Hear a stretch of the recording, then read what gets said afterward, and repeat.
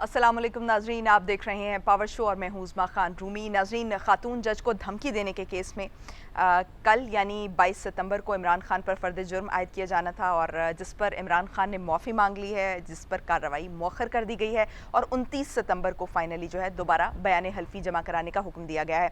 इमरान खान का कहना है कि 26 साल कानून की हुक्मरानी की बात की, जज के पास जाकर माफ़ी मांगने को तैयार हूँ, दोबारा से ऐसा नहीं होगा और अदालत जो कहेगी मैं वैसा करूँगा। उन्होंने ये भी कहा कि अगर अदालत ये समझती है कि मैंने कोई लाइन क्रॉस की है तो उस पर माजरत खा हूँ। दूसरी तरफ इमरान खान के वकील हामिद खान का ये कहना है कि गैर मशरूत माफ़ी नहीं मांगी गई, मौक़िफ़ अब भी वही है जो पहले था, हल्फनामा भी उसी पैराए में होगा। गैर मशरूत माफ़ी मांगने का मतलब ये था कि तौहीन अदालत का इकरार करना है, जबकि इमरान खान का मौक़िफ़ ये है कि उन्होंने तौहीन अदालत नहीं की। दूसरी तरफ हम देखें कि चीफ़ जस्टिस की जानिब से जो रिमार्क्स आए कल की समाअत के दौरान, तो उन्होंने ये कहा कि आपने अपने बयान की संगीनी को समझा है और गलती का एहसास हो गया तो अदालत इसे सराहती है।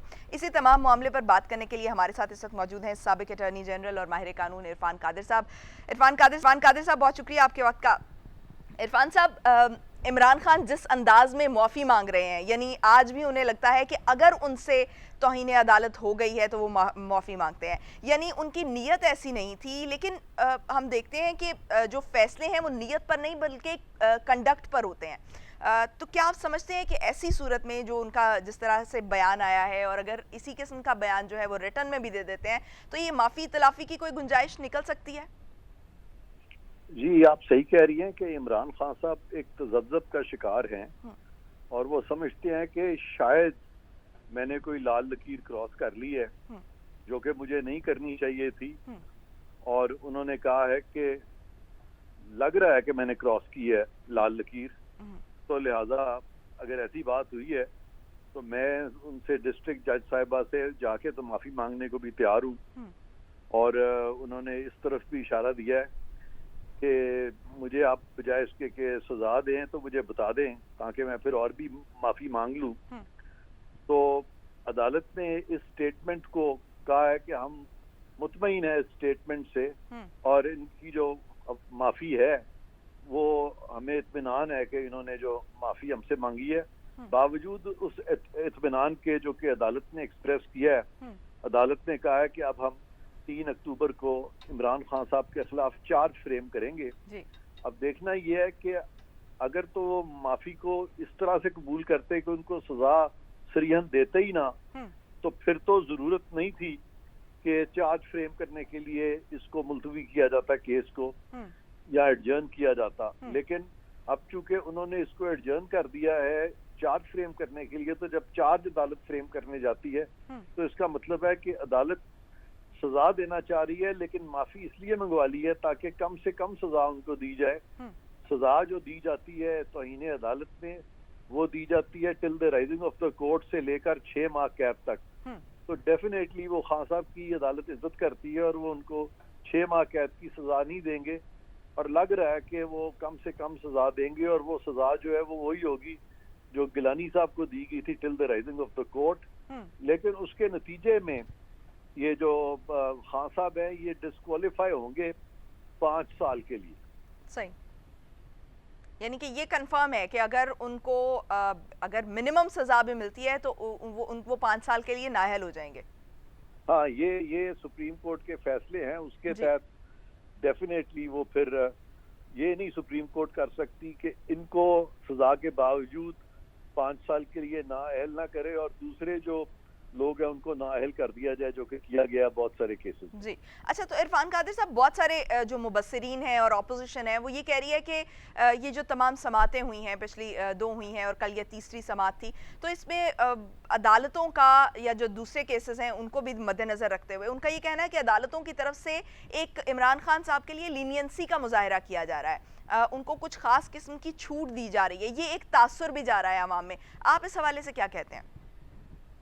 देखें, दुनिया भर में अदालतें जो है, जो अदालतों के बारे में कोई अगर कंटेम्प्ट होता है या अदालत को क्रिटिसाइज किया जाता है तो ये तो कंटेम्प्ट ही दुनिया में खत्म हो गई है जी।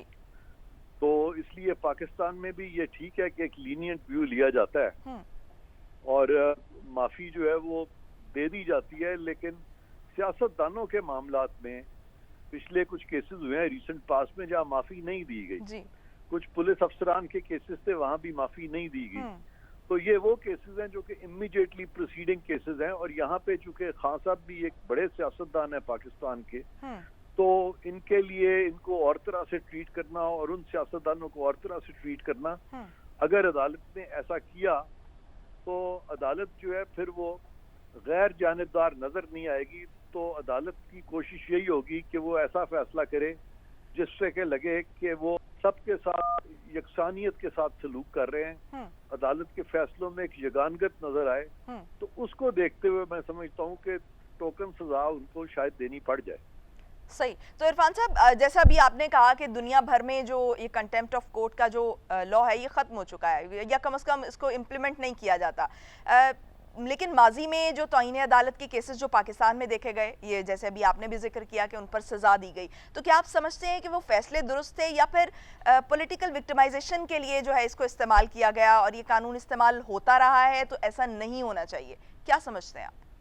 देखिए, पाकिस्तान के जो हालात हैं वो बड़े यूनिक हैं।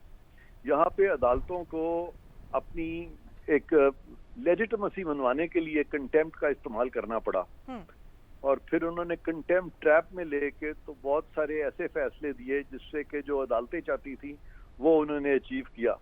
क्योंकि यहाँ पे जो ट्रांजिशन हुई थी अदलिया की बहाली के बाद, वो ट्रांजिशन जो थी वो उस पे लीगली वो लेजिटिमेट चीज नहीं थी, यानी कॉन्स्टिट्यूशनली या लीगली वो जो ट्रांजिशन हुई थी वो सही नहीं थी। तो उसके लिए इन्होंने फिर बहुत सारे यानी डिफिकल्ट टेरेन से अदलिया को गुजरना पड़ा, और फिर अपनी लोहा मनवाने के लिए उनको कंटेम्प्ट का बेदरेग इस्तेमाल भी करना पड़ा, जो कि इन अ वे अदलिया को बचा तो लिया उन्होंने अपने आप को, वो बैठे रहे अदालतों में, लेकिन उससे अदालतों की साख जो है वो डेफिनेटली उसको नुकसान पहुंचा। और आज इनको चाहिए कि अगर ये फैसला कर लेते हैं कि इन्होंने इस तरह सजाएं नहीं देनी, तो कम से कम जिन लोगों को सजाएं दी हैं, जिसमें कि निहाल साहब हैं, तलाल साहब हैं, दानियाल साहब हैं, कुछ पुलिस अफसर हैं, तो उनके साथ भी वैसी ट्रीटमेंट करके उनके केसेस को भी फिर रिविजिट करें। तो ये रोल जो है ये सुप्रीम कोर्ट अदा कर सकती है, लेकिन इसके लिए बहुत बड़ा दिल चाहिए और बहुत इसके लिए मैं समझता हूँ कि एक्यूमन की जरूरत है, और मैं नहीं समझता कि हमारे यहाँ जजेस में वो एक्यूमन नहीं है। पाकिस्तान में बड़े बड़े अच्छे लोग हैं, समझदार लोग हैं, इंटेलेक्चुअली कॉम्पिटेंट केपेबल लोग हैं। तो हमें चाहिए कि हम अपनी जो जूरिस्प्रूडेंस है उसकी नोक पलक जो है वो दुरुस्त कर लें, और इट इज हाई टाइम कि we should now do it, rather than के ऐसे केसेस को हम परपेचुएट करने की कोशिश करें जिसमें कि लगे कि वकील साहब जो हैं जज साहब के सामने खड़े होकर कुछ ऐसी बातें कर रहे हैं जिससे कि कोर्ट एम्बेरस फील कर रहा है। तो कोर्ट को कोई एम्बेरसमेंट नहीं होनी चाहिए। कोर्ट के लिए भी जरूरी है और वकला के लिए भी जरूरी है, यानी बेंच के लिए भी जरूरी है, बार के लिए भी जरूरी है कि हमारा जो लॉ है, हमारे जो जुडिशियल प्रेसिडेंट्स हैं वो रीजनेबल नजर आने चाहिए, ना कि उसमें लगे कि वो अनइक्वल एप्लीकेशन हुई है लॉ की, जो कि हमारे सिस्टम के लिए बहुत खराब है, जो कि लीगल ऑर्डर के लिए बहुत खराब है, और इससे एक तासुर दुनिया में जाता है जैसे कि हमारा लीगल ऑर्डर क्योटिक है। तो किसी भी मुल्क का लीगल ऑर्डर जो है क्योटिक नहीं होना चाहिए। ठीक है कि पाकिस्तान में एनार्की नहीं है, लेकिन पाकिस्तान में अनार्की की सेम्बलेंस रिमोटली भी नहीं होनी चाहिए। तो इरफान साहब, अगर आप जिस तरह कह रहे हैं कि मिनिमम सज़ा हो सकती है, तो सज़ा तो बहरहाल होगी, तो फिर इस तरह से आप ये कह रहे हैं कि तौहीन अदालत का कानून जैसे दुनिया भर में ख़त्म हो गया, इसको एक टाइम पर अदलिया को अपनी साख बचाने के लिए जो है ये इस्तेमाल करना पड़ा, अपना लोहा मनवाने के लिए इसको इस्तेमाल करना पड़ा, लेकिन इससे हुआ ये कि इसके इस्तेमाल से एक साख को नुकसान पहुँचा। तो अगर आज भी सज़ा दी जाती है, चाहे मिनिमम सज़ा ही दी जाती है, तो उससे अदलिया की साख पर जो धब्बा पड़ चुका है, या जिससे वो निकलना चाह रहे हैं, या जो इस किस्म के फैसले इनसे निकलना चाह रहे हैं कि तौहीन अदालत नहीं होनी चाहिए, तौहीन अदालत के कानून को इस तरह से इस्तेमाल नहीं होना चाहिए, उससे हम निकल सकेंगे। और दूसरी तरफ हम देखें तो वो वही आपकी बात के जो अगर इनको सज़ा नहीं दी जाती तो वो फिर इक्वल ट्रीटमेंट नहीं किया गया, ये दो एक जो मुतजाद सिचुएशंस हैं वो पैदा हो जाएंगी। जी, बहुत अच्छा आपका सवाल है, और चूंकि इस किस्म के तौहीन अदालत के केसेस और दूसरे केसेस जो कि इस वक्त हमारी अदालतों में आ रहे हैं। अदालतें खुद भी नहीं चाह रही कि वो सियासी अखाड़ा बने। और अभी recently chief justice of Pakistan ने बड़ी अच्छी बातें की हैं। अभी कल उन्होंने एक केस में ये कहा है कि आप लोगों को चाहिए था, ये पीटीआई की निस्बत से उन्होंने कहा कि आप जाते पार्लियामेंट में अपना रोल अदा करते, पार्लियामेंट में बैठते और वहां पे जाके ये पार्लियामेंट में जो चीजें तय करनी है वहां करते, अदालतों में आप इधर ना आए, आप उधर जाएं। तो उससे अंदाजा हो रहा है कि हमारे जो जज साहिबान बशमूल चीफ जस्टिस साहब के, वो भी अब नहीं चाहते कि ये सियासत का अखाड़ा जो है अदालतें बने। और ये जो हमारे सियासतदान हैं, खासतौर पे खान साहब की जो सियासत है, वो बहुत ज्यादा कोर्ट्स की तरफ आते हैं जी। तो वो चीफ जस्टिस ने भी उनको यही कहा है। अभी वो जो रेजिग्नेशन का केस था पीटीआई के एमएनएस का, उन्होंने कहा कि जी ये पार्लियामान का मामला है, आप उधर ही जाएं। तो इससे तो बड़ा क्लियर हो रहा है कि अदलिया आने वाले दिनों में अपना जो रोल है वो कम करना चाहती है इस सियासी मामलात में और सियासतदानों के मामलात में। सही, बहुत शुक्रिया। इरफान कादिर साहब हमारे साथ मौजूद थे। नजरीन, उनका कि जो अदलिया है वो इस किस्म के फैसले ले रही है और इस किस्म के फैसले लेना चाहती है कि जिससे ये जो तासुर अवाम में मौजूद है कि सियासत में एक अदलिया का रोल है, इसको कम से कम किया जा सके। और इसके लिए जो सियासतदान है उनको अपना किरदार पार्लियामेंट में अदा करना होगा, जैसा कि सुप्रीम कोर्ट में भी कहा गया है। ब्रेक का कहा जा रहा है, ब्रेक से वापस आएंगे और फिर जो सैलाब की जो सूरत हाल है उसके नतीजे में जो वबाई अमराज फैल रहे हैं उस पर बात करेंगे। Stay tuned.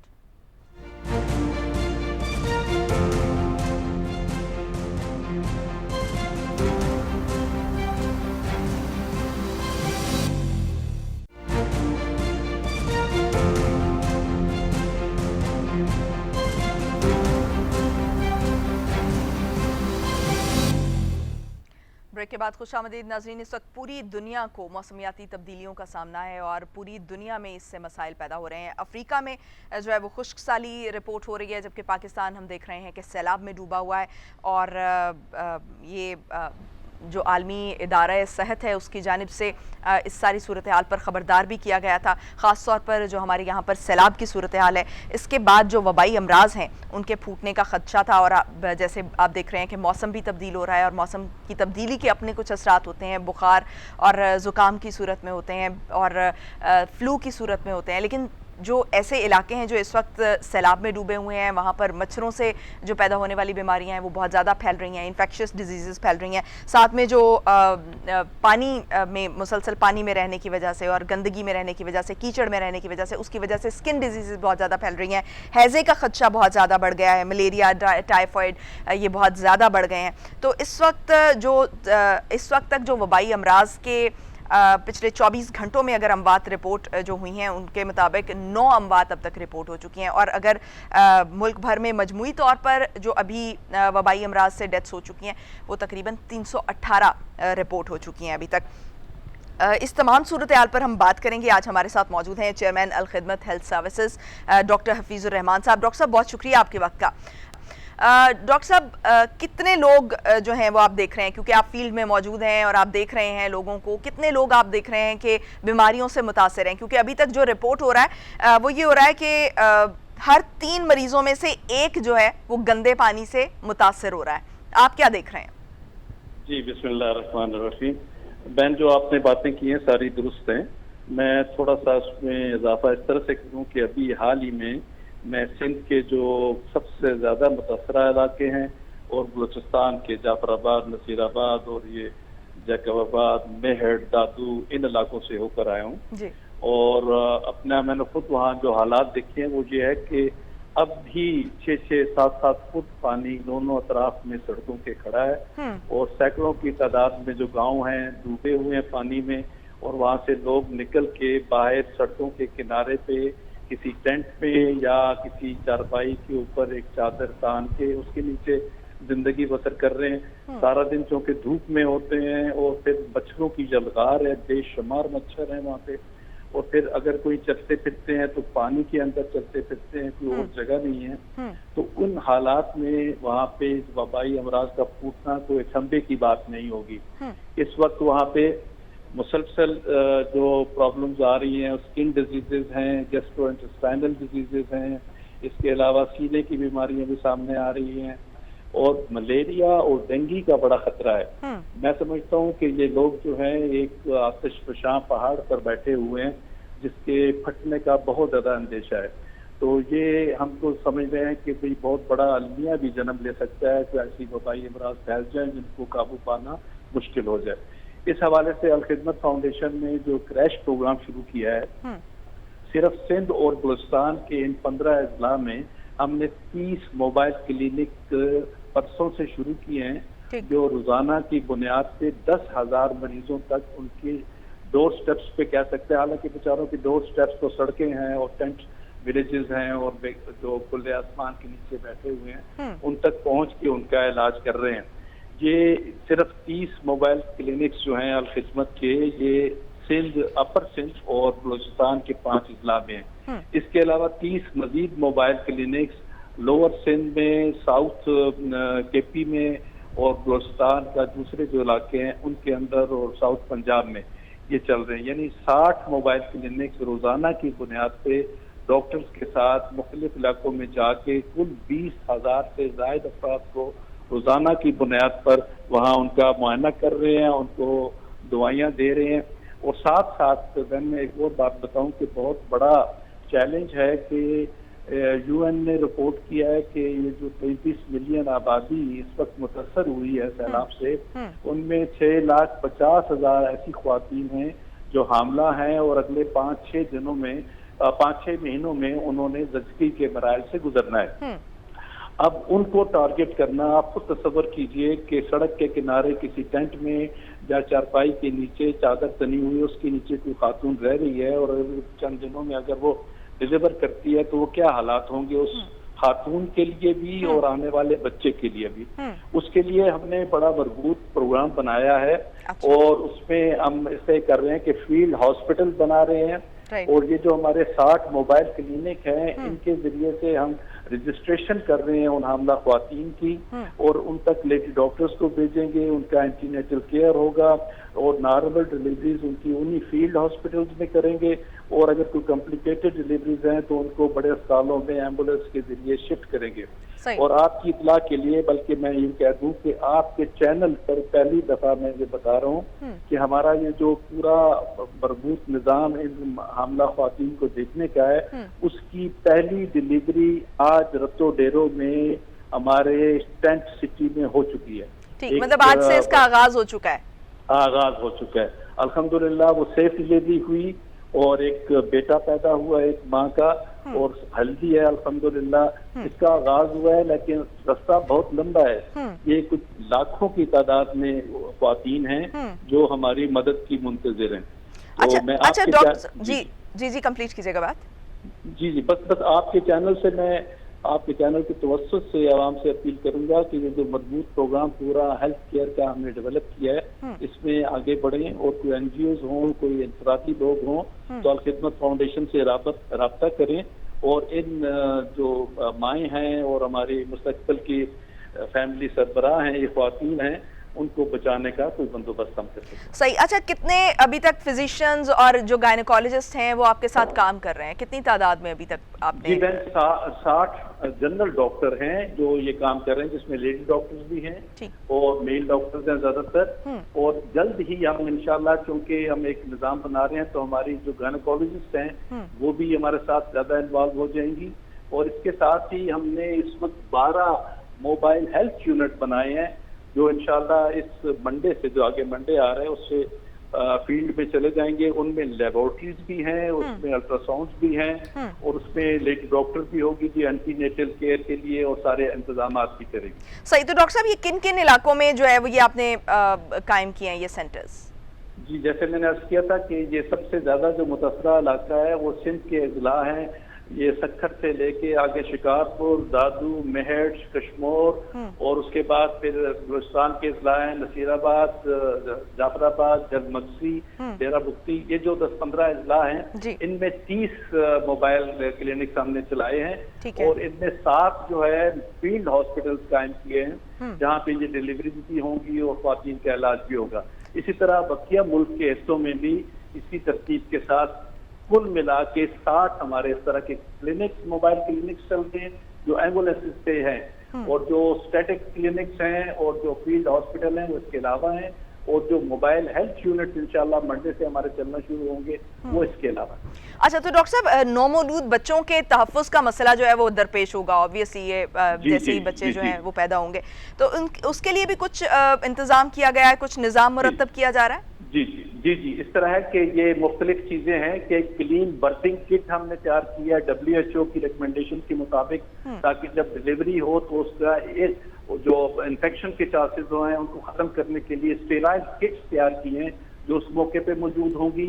और फिर उसके साथ ही एक और किट तैयार की है, वो न्यू बॉर्न किट है, वो उस बच्चे के लिए होगा ताकि वो बच्चे को जो पहले चंद दिनों के अंदर जो जरूरियात हैं वो सारी उसको मिले और कोई इन्फेक्शन ना हो, तो मसला ना हो। इसके अलावा हमने न्यूट्रिशनल किट्स तैयार की हैं माँ के लिए भी और उन बच्चों के लिए भी। अच्छा। तो जैसे जैसे यदि उनके एंटीनेटल के वक्त भी उनको न्यूट्रिशनल किट मिलेंगी और फिर पोस्ट नेटल पीरियड में भी उनको मिलेंगी। और बच्चा जब पैदा होगा तो असल में इन इलाकों के अंदर जो माएँ हैं उनका हीमोग्लोबिन 6-7 से ज्यादा किसी का नहीं है, बहुत यानी हालात खराब है, अनीमिया है, मेल नॉरिश्ड है ये ख्वातीन, उनके लिए न्यूट्रिशन का इंतजाम करना, फिर उनके लिए फेरस के जिसके आयरन के इंजेक्शंस का और टैबलेट्स का इंतजाम करना और फोलिक एसिड का इंतजाम करना, ये सारी चीजें WHO की रिकमेंडेशन के साथ हमारे साथ बहुत सीनियर लोग मौजूद हैं। साबका जो हेल्थ मिनिस्टर हैं जफर मिर्जा साहब वो हमारे साथ हैं, UAE से सादिया मलिक हैं गायनेकोलॉजिस्ट, कनाडा से फौजिया अलवी हैं और बहुत से बाहर के लोग हैं जो हमारे साथ ये कोऑपरेट कर रहे हैं और पूरा हम निज़ाम बना रहे हैं और सबको दावत दे रहे हैं कि आए इस निज़ाम के अंदर शामिल हो ताकि हम ज्यादा से ज्यादा लोगों की खिदमत करें, ज्यादा से ज्यादा लोगों की मदद हो सके। अच्छा डॉक्टर साहब, आपने जिक्र किया था कि कोई 6 से 7 फुट अभी भी पानी जो है वो मुख्तलिफ इलाकों में मुख्तलिफ जगहों पर खड़ा है, क्या आप देख रहे हैं कि गवर्नमेंट इसके लिए प्रॉपर इस पानी को निकालने के लिए, इसकी निकासी के लिए कोई काम कर रही है, कुछ ड्रेनेज वगैरह बनाए जा रहे हैं? बहन, वो जो इलाके जहाँ पे पानी खड़ा है वहाँ पे कोई इंतजाम भी नहीं है और किया भी नहीं जा सकता। वो अल्लाह के रहमो करम पे है वो जगह, वो जमीन में जज़ब होगा या एवापोरेट होगा धूप से, और कोई रास्ता नहीं है उनके निकाले जाने का, कोई पंप आउट करने का बात। सही, ठीक है। डॉक्टर साहब वक्त चूंकि कम है, मैं आपसे ये जानना चाह रही हूँ कि सोशल मीडिया पर ये बहुत ज्यादा बात फैल रही है, ये तासुर पाया जा रहा है कि गवर्नमेंट जो है वो काम नहीं कर रही या मुख्तलिफ इलाकों में इमदाद नहीं पहुंच रही है, जिन इलाकों में इमदाद नहीं पहुंच रही है वहां से ये वीडियो वायरल हो रही है। तो आप फील्ड में मौजूद हैं, क्या आप गवर्नमेंट को किस हद तक जो है वो मुतहर्रिक देख रहे हैं कि गवर्नमेंट भी, निजी फाउंडेशन तो हम देख रहे हैं कि बड़ी मुतहर्रिक नजर आ रही हैं, क्या गवर्नमेंट भी आपको उसी तरह से करके या उससे बढ़ के मुतहर्रिक नजर आ रही है?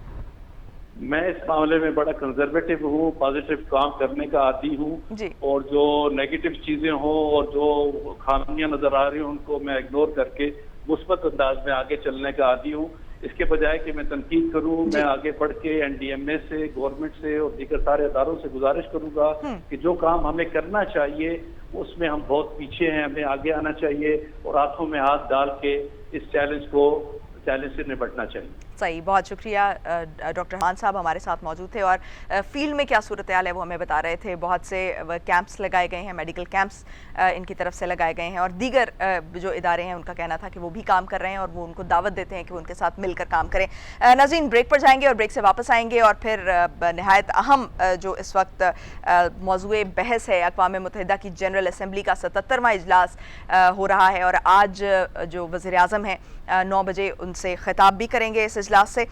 इस हवाले से हम कुछ बात करेंगे, हमारे साथ रहिएगा।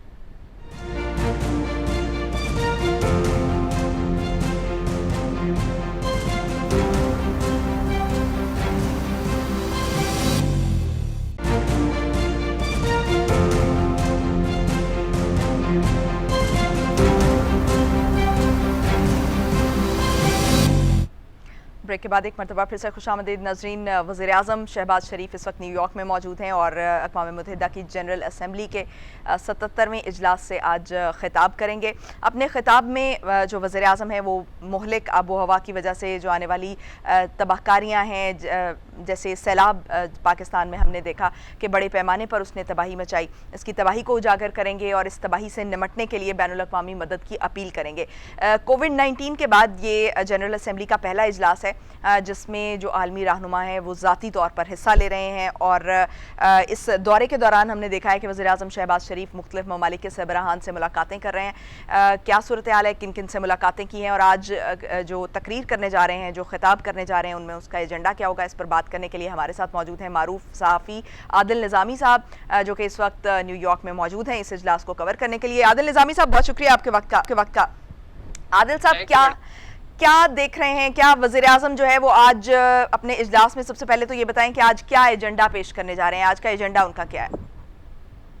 जी बिल्कुल, जैसे कि आपने बताया कि कोविड के बाद पहला जो है वो फिजिकल इजलास हो रहा है और इस इजलास में तमाम तर जो तवज्जो है, जो आलमी जो लीडरशिप है उसकी पाकिस्तान की जानिब है, क्योंकि पाकिस्तान में हमने देखा क्लाइमेट चेंज की वजह से जो एक बड़ा मैसिव जो है वो सैलाब आया है। 3.5 करोड़ जो पाकिस्तानी है वो उसकी जद में है, डिस्प्लेस हो चुके हैं। अभी भी पानी बहुत सी जगहों पर जो है वो मौजूद है और लोगों को जो है वो शदीद मुश्किलात का सामना।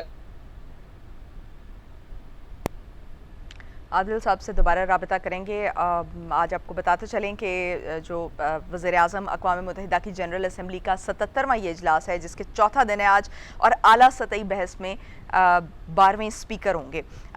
मुलाकातें की हैं उन्होंने, बहुत से ममालिक के जो रहनुमा हैं उनसे मुलाकातें हुई हैं और उनको सैलाब की जो तबाहकारियाँ हैं उनसे आगाह किया गया है। यहाँ पर जो मसाइल दरपेश हैं उन पर बात की जा रही है, अवामी सतह पर उजागर किया जा रहा है, क्योंकि ये क्लाइमेट चेंज है और ये पूरी दुनिया का मसला है। और जैसा कि जो अक़वाम मुत्तहिदा के सेक्रेटरी जनरल हैं एंटोनियो गुतेरेस, उन्होंने भी कहा था, और वो भी पाकिस्तान की आवाज़ बने थे, उन्होंने ख़ुद यहाँ का दौरा किया, यहाँ की सूरत हाल जो पाकिस्तान में उन्होंने देखी, उससे जो एक मैसेज पूरी दुनिया में गया उनके दौरे से, और उसके बाद जो वो एक मैसेज दे रहे हैं पूरी दुनिया को कि वो यहाँ पर जो है वो पाकिस्तान की मदद करें, और ख़ास तौर पर वो इदारे जो इस वक्त कर्ज़ दे रहे हैं IMF के साथ, जो हमारे मुआहदे चल रहे हैं, उनको रिलीफ देने के लिए भी बात की जा रही है। उनसे ये कहा जा रहा है कि कर्ज़ की अदायगियों पर आप बात ना करें, अभी इस मामले को जो है वो मौखर किया जाए। किस हद तक ये मौखर होगा और किस हद तक हमें रिलीफ मिल सकता है, इस हवाले से आज जो वज़ीर-ए-आज़म का खिताब होने जा रहा है ये बहुत इम्पॉर्टेंट है। आज 77वां इजलास है और चौथा रोज़ है इस इजलास का, जिसमें जो वज़ीर-ए-आज़म हैं वो सैलाब से होने वाली जो तबाही है उसको उजागर करेंगे पूरी दुनिया के सामने। जो पाकिस्तान की इस वक्त सिचुएशन है, पाकिस्तान को दरपेश मसाइल हैं, उनके बारे में आगाह करेंगे। और जो इससे पहले जो वज़ीर ख़ारिजा बिलावल भुट्टो ज़रदारी हैं वो भी ये बता चुके हैं कि तकरीबन $30 अरब का तखमीना लगाया गया है कि जो अभी तक पाकिस्तान को ज़रूरत है। पहला मरहला तो ये होता है कि सैलाब मुतासरीन की मदद की जाए, उनको वहाँ से उस सिचुएशन से निकाला जाए ताकि अमवात से, डिज़ास्टर्स से बहुत ज़्यादा बचा जा सके। इंफ्रास्ट्रक्चर तो जो तबाह होना था वो होना था, उसके बाद उसकी जो ख़ास तौर पर जो एक जगह से दूसरी जगह पर कनेक्ट करने का मसला आता है, ब्रिजेस होते हैं, सड़कें होती हैं जिनके ज़रिए एक जगह से दूसरी जगह पर जाया जा सकता है, वो बहुत इंपॉर्टेंट होते हैं। वो तबाह हो गए, जिसको जो है दोबारा से तामीर करने का मसला दरपेश था। इसकी बहाली का काम साथ ही शुरू कर दिया गया था जैसे जैसे सैलाब मुतासरीन को रेस्क्यू किया जा रहा था। साथ ही जो सैलाब मुतासरीन हैं उसके बाद उनकी रेस्क्यू के बाद उनकी खुराक का मसला दरपेश था। खुराक के बाद जो अब हम देख रहे हैं कि सैलाब तो गुजर गया है लेकिन उससे लोग वबाई अमराज का शिकार हो रहे हैं और इस वक्त वहाँ पर उनको बहुत ज़्यादा मेडिसिन की ज़रूरत है, अद्वियात की ज़रूरत है। उसके लिए बहुत सारी जो कंपनीज़ हैं, बहुत सारी जो फाउंडेशंस हैं और गवर्नमेंट जो है वो वहाँ पर कैंप्स लगा रही है। पाक फ़ौज इसमें भरपूर हिस्सा ले रही है। हम देख रहे हैं कि फ्लड रिलीफ कैंप्स लगाए गए हैं और कोऑर्डिनेशन सेंटर बनाए गए हैं, कलेक्शन सेंटर्स बनाए गए हैं ताकि जो है वो जिस हद तक मुमकिन हो सके ये सैलाब मुतासरीन को रिलीफ दिया जा सके। और जो इस तमाम तबाही से जो मैंने आपको बताया कि वज़ीर ख़ारिजा ने कहा कि $30 अरब का जो है ये तखमीना लगाया गया है कि तकरीबन ये तमाम प्रोसेस से निकलने के लिए, और बाद में रिहेबिलिटेशन का प्रोसेस आता है कि जिसमें अब ये सैलाब मुतासरीन जो लोग बेघर हो चुके हैं उनके घर तामीर करके देने हैं, जो इस वक्त खैमों में रह रहे हैं और शदीद तकलीफ़ में है। बहुत ज़्यादा बड़ा इलाका है, सिंध का इलाका है, उसके अलावा जो है ये बलूचिस्तान का बहुत बड़ा इलाका है जो इससे सबसे ज़्यादा मुतासर हुआ है। इसके अलावा KPK का भी कुछ हिस्सा जो है वो सैलाब से मुतासर हुआ है। सवात वाला जो इलाका है वो ख़ास तौर पर लेकिन हम देख रहे हैं कि बलूचिस्तान और सिंध में बहुत ज़्यादा तबाही हुई है, वहाँ पर बहुत ज़्यादा जो लोग हैं वो इससे मुतासिर हैं और अभी भी सोशल मीडिया पर भी कुछ खबरें ये गर्दिश में हैं।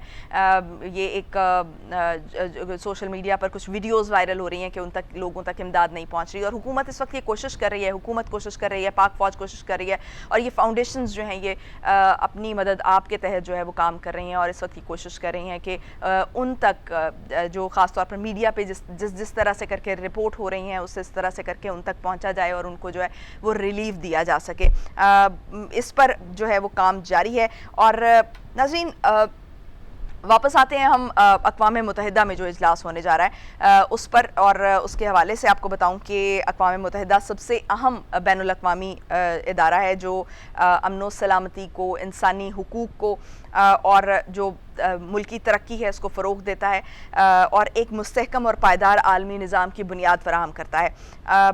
एक ऐसा फोरम है कि जहाँ पर तमाम ममालिक जो है वो इकट्ठे होते हैं और अपनी आवाज़ बुलंद करते हैं, जहाँ पर दुनिया भर में जहाँ जहाँ पर मसाइल दरपेश हैं उन मसाइल को डिस्कस किया जाता है। ये इस लिहाज से ये बहुत अच्छा फोरम है और बहुत बेहतरीन फोरम है कि जहाँ पर बैठकर अपनी आवाज़ को पूरी दुनिया तक, उन ममालिक तक, उन स्टेक होल्डर्स तक, उन पावर्स तक पहुँचाया जा सकता है कि जो आपकी आवाज़ सुनकर उसको रिस्पॉन्ड कर सकते हैं।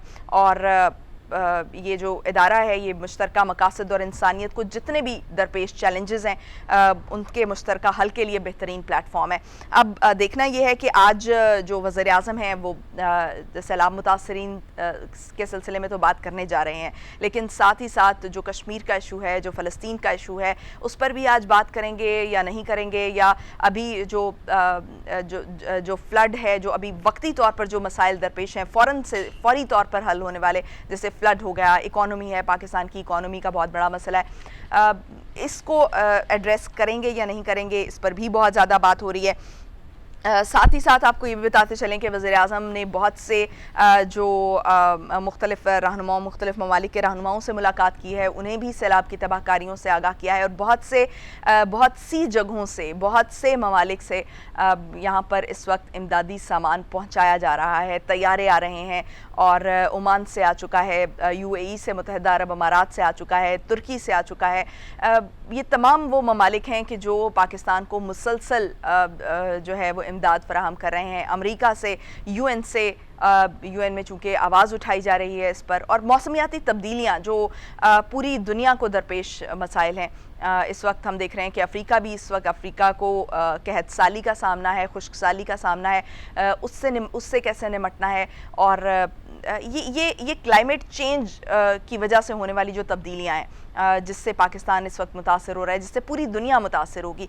और ये कहा जा रहा था कि जो ग्लोबल चेंजेस हैं ये आनी हैं और 40-45 साल पहले से इसके बारे में इंडिकेट किया जा रहा था, ये बताया जा रहा था कि ये मसाइल आने वाले हैं और इनको एड्रेस किया जाना चाहिए। लेकिन बहुत से ममालिक ऐसे हैं कि जहाँ पर इनको एड्रेस उस लिहाज से नहीं किया जाता, ख़ास तौर पर जो डेवलपिंग कंट्रीज़ हैं वहाँ पर इन चीज़ों का ख्याल नहीं रखा जाता।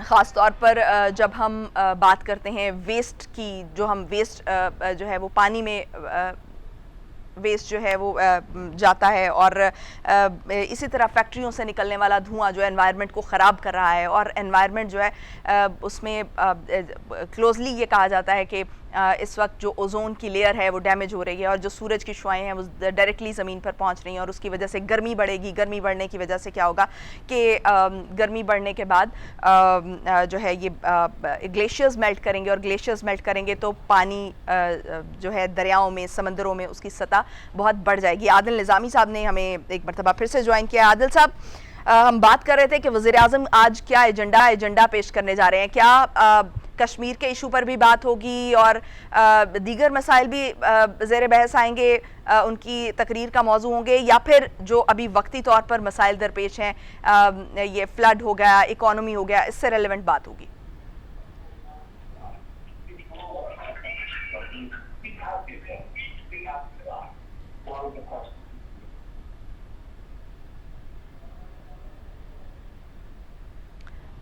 आदिल साहब, मेरी आवाज़ आ रही है आपको?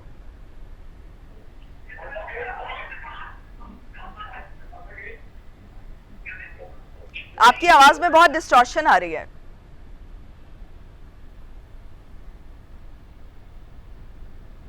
सही, आदिल साहब से दोबारा राबिता करिए। आपको बताते चलें कि आज का जो इजलास है यूएन असेंबली का, ये बहुत इम्पॉर्टेंट है क्योंकि तमाम जो सरबराहान हैं दीगर ममालिक के, जो पावर सेंटर्स हैं, वो भी इस इजलास में मौजूद हैं और इस वक्त जो क्लाइमेट चेंज है उसको डिस्कस किया जा रहा है। जैसे मैं आपसे जिक्र कर रही थी कि ग्लोबल वार्मिंग का एक जो इशू है जिसको पिछले 40-45 साल से बहुत ज़्यादा एड्रेस किया जा रहा है और ये बार बार ये ख़बरदार किया जा रहा था कि आप जो ये इससे पैदा होने वाली जो सूरत हाल है उसके लिए जो है वो पहले से इंतज़ामात करें, प्रिकॉशनरी मेजर्स लें उसके लिए, जो कि अभी तक नहीं किए गए, लेकिन उसके नताइज हमारे सामने हैं कि हम देख रहे हैं कि हर 10 साल बाद कोई बहुत बड़े लेवल पे जो है वो डिज़ास्टर आता है। लास्ट टाइम जो है वो 2010 में इतने बड़े पैमाने पर सैलाब आया, लेकिन इस दफ़ा उससे भी बड़े पैमाने का ये सैलाब था, हमने देखा, जिससे ज़्यादा लोग मुतासर हुए और